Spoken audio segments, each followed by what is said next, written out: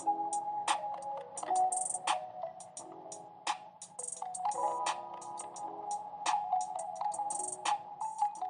guys, welcome back to my channel. Today I am doing my June bullet journal setup and I'm really excited for this theme because it turned out way better than I had expected. As you guys just saw, my goal for the month of June is to reach 500 subscribers on my YouTube channel and 100 followers on Instagram, so help me reach that goal by subscribing and following me on Instagram. So for June, I got the theme idea from a children's picture book that I have, and it's called Journey. All its illustrations are watercolor and ink, and it doesn't have any words, so you can use your own creativity to figure out what the story is trying to tell you. And from my observations, it's basically about a girl who is bored and has nothing to do, but then she uses this crayon to draw a door, and she goes into that door into a magical world that she creates in her mind. And the illustrations in this book are gorgeous and I really love this book. So my theme will be sort of a magical world and forest theme that she went through. And of course she went to many different places in the book, but I'm just going to be drawing the forest because I think it's really calming and creative and sort of fits June, because since the pandemic is still here, a lot of us can't travel. So we can instead travel in our minds and travel through creativity. And for the theme that I'm using, I'm going to be using watercolor because in the book they use watercolor. So I thought the best way to sort of draw something that looks like it would be using watercolor. And I also used watercolor in my February Bujo setup, but it wasn't a big landscape. So for this theme, I definitely tested my watercolor skills. I don't do watercolor that often, but I really enjoyed the process of painting this theme, although it took me quite a while because I needed to wait for the paint to dry to do a different layer.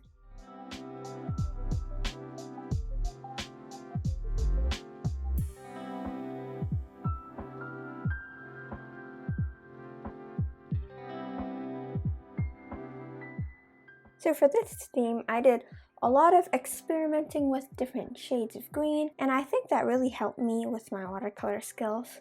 I learned a lot from this theme. So while I was looking at the book and trying to see how I could draw something like it, I was wondering why the greens look yellow and bluish at the same time when you can't really have that because they're two different colors and they're two opposite colors of green.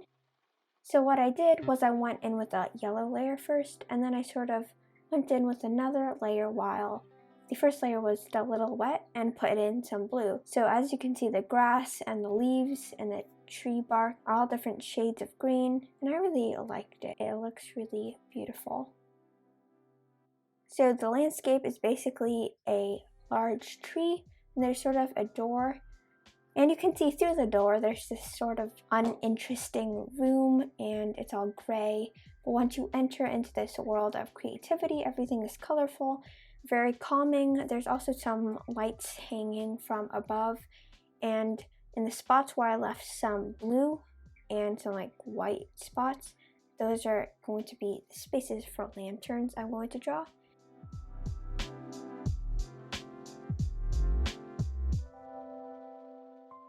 And to make contrast for the door, I used a red acrylic to make a really pure red, because if I use watercolor, it wouldn't be that bold. And I really want the focus to be on the door and how it leads into this magical forest. For my lanterns, I'm going to use a dark blue because I found a pen that bled because I wanted it to have like a bleeding effect. So first I go in with a pen and then I put water on top of it, and it sort of looks like the lantern light is sort of shining because of the bleeding effect. And I also picked blue because I already use green and I already use red for the door, so I thought blue would be a nice contrast to the other colors. And then since my ink bled a lot, I'm just going over with the same pen to draw in the details again.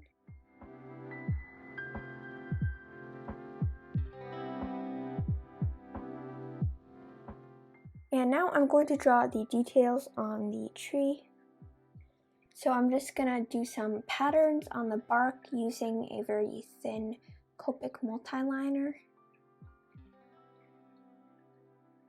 And for the bark, I just did any random pattern that would look nice. And I think doing the ink really gave it a different effect, because if I didn't do the ink, it wouldn't look that nice. But I think the ink balances out and sort of shows where each element of the landscape ends and starts.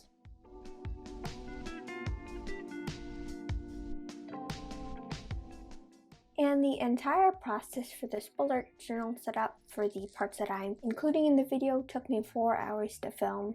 So obviously I am speeding this up to fit it in 15 minutes.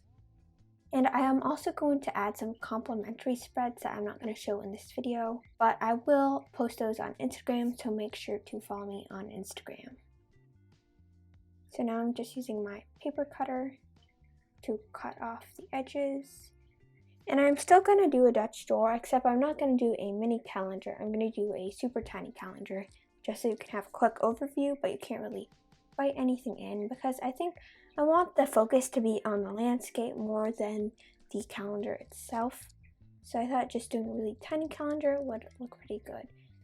And I did a lot of thinking into how this Dutch door would work, because I wanted the landscape to cover 2 pages, but if I just do my regular Dutch door, I could only do 1 page. So what I'm going to do, and what I ended up doing, was I stuck one side of the paper on the front side, and then I stuck the other landscape on the page behind the Dutch door.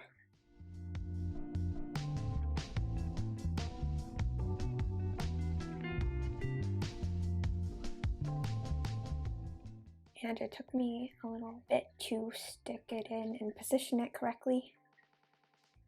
And when I painted it, I made sure that I knew how far apart the paintings were going to be, because then I would make the landscape sort of fit that size. And so you sort of see half of the spread on the front page, and when you open the Dutch door, you can see the rest. I thought it looked really nice. So for the next spread, since I didn't do a mini calendar, which I usually do, I'm going to do a large calendar. So I started out by drawing some blue lanterns, and then I just did this straight on the paper, which made it wrinkle a little bit. And I lost the footage for when I put in the water, but anyways, I'm drawing in my calendar. And I'm going to redo the calligraphy on top, so don't copy that. Anyways, I'm doing my regular calendar Monday through Sunday, and I usually do Monday through Sunday in all my setup. So if you do Sunday to Saturday, you can adapt your spread to fit it. And then I did a notes section on the side in case you have some things you want to keep in mind. So for the lanterns, I just did the same technique first.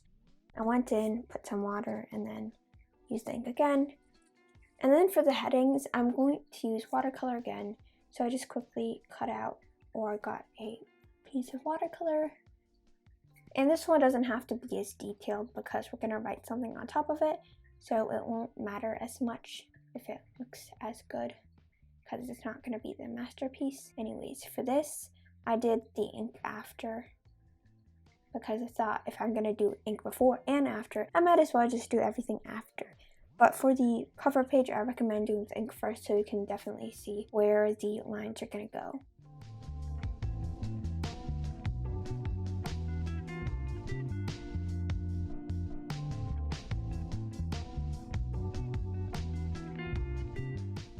And on the book itself, it wrote the title Journey in a red sort of serif font, so I wrote June in a serif font. And for my next spread, I'm going to do some more watercolor landscapes.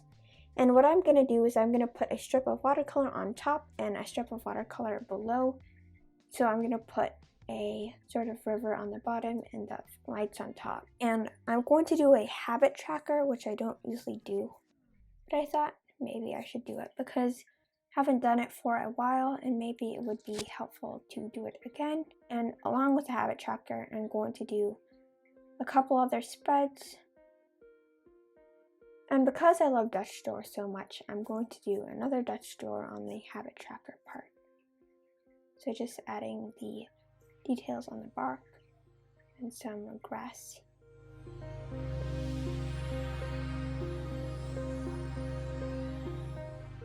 So now I'm cutting my Dutch door out, and next time I probably wouldn't do this type of Dutch door because my paper sort of fell out. It didn't really fall out, but it sort of was kind of falling out because I cut the other part of the paper, so it sort of didn't bind well.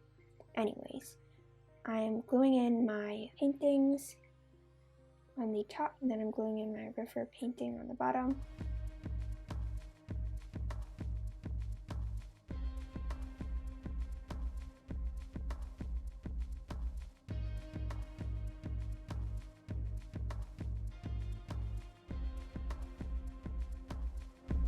And now I'm going to do my goals and my major to-do list. And I already said in the beginning, my goal is to get 500 subscribers by the end of June, or more if I can, and at least 100 followers on Instagram. I haven't been posting much on Instagram, but one of my goals is to try to post more on Instagram. Anyways, I'm going to do my habit tracker, and I picked 6 different things which I really need reminding of to do. And one of them is bullet journaling, because usually I just write a bunch of spreads and make a bunch of spreads, but I don't actually use them. So one of my habit trackers is going to be bullet journaling. So each day I will go in, fill out my habit tracker, fill out my goals, fill out my calendar, fill out basically everything I need to. And for some of the habit trackers, I colored in some of the spaces where I don't have to do them.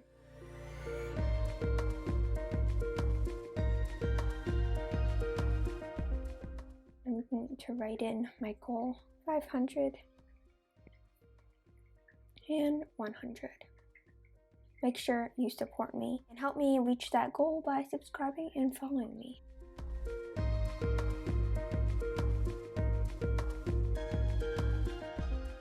On the next side, I'm going to do a YouTube/Instagram thing. It's basically like a video planner for me.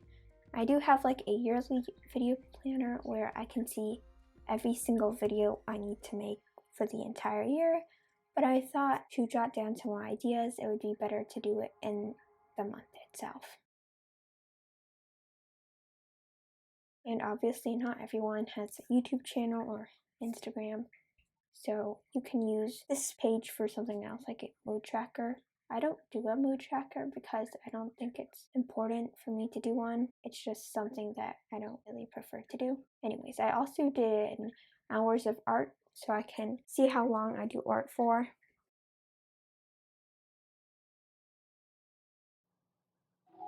So there is my June bullet journal setup. Thank you guys so much for watching this video. Don't forget to subscribe and like this video to support my channel and share this video with others. Also follow me on Instagram at livvy.dolphin and visit my Etsy shop at livvy.dolphinart. And if you guys have a theme you would like me to draw in my bullet journal, make sure to let me know in the comments. And I will also put a mini poll to see what themes you would like me to draw for July. Again, thank you guys for watching, and I will see you in my next video. Bye!